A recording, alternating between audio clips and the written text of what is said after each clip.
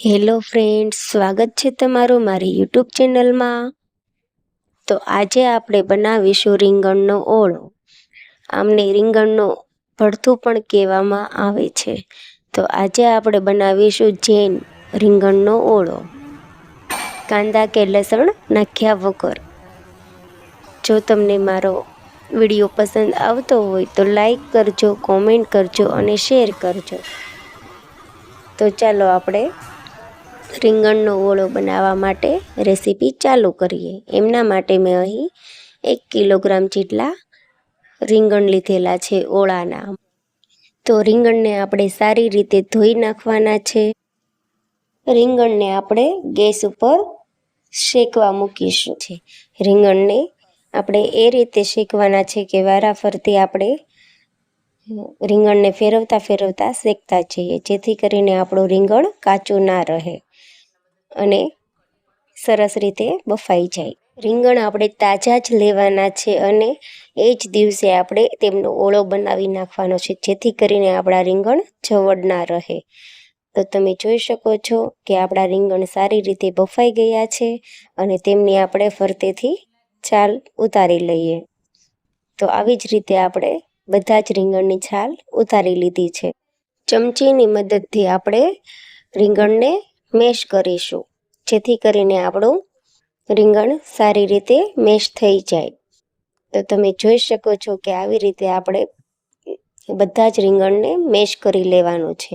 ત્યારબાદ મેં અહીં કોબી લીધેલી છે અને ટામેટાં લીધેલા છે અને આદુ મરચી લીધેલી છે. 3 ટેબલ સ્પૂન જેટલું આપણે તેલ લેવાનું છે. તેલ સારી રીતે આવી જાય ત્યારબાદ આપણે તેમાં રાઈ જીરું નાખીશું. ત્યારબાદ આપણે આદુ મરચી કટિંગ કરેલા નાખીશું અને કડી પત્તા નાખીશું, જેથી આપણા ઓળાનો સ્વાદ ખૂબ જ સરસ આવે છે. ત્યારબાદ આપણે તેને સાંતળી લેવાનું છે. પછી આપણે તેમાં હળદર પાવડર નાખીશું. તેમને સારી રીતે મિક્સ કરીને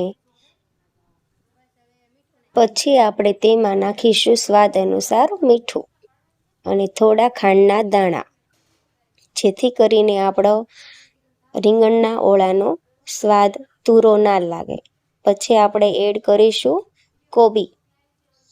આપણે કાંદા અને લસણ ના ખાતા હોઈએ તેની જગ્યાએ આપણે કોબી એડ કરી શકીએ છીએ, જેથી આપણા ઓળાનો સ્વાદ ખૂબ જ સરસ આવે. આપણે કોબીને સારી રીતે સાંતળી લઈએ ત્યાં સુધી ધીમે ધીમે હલાવતા રહેવાનું છે. પછી આપણે નાખીશું ટમેટાં. આપણે આમાં ટમેટાનું પ્રમાણ ન તો ઝાઝું હોવું જોઈએ ન તો ઓછું હોવું જોઈએ, જેથી કરીને આપણો ઓળો ન તો બહુ ખાટો લાગે. એ રીતે આપણે ટમેટાનું પ્રમાણ નાખવાનું છે. બંનેને સારી રીતે મિક્સ કરીને આપણે સાંતળી લઈશું.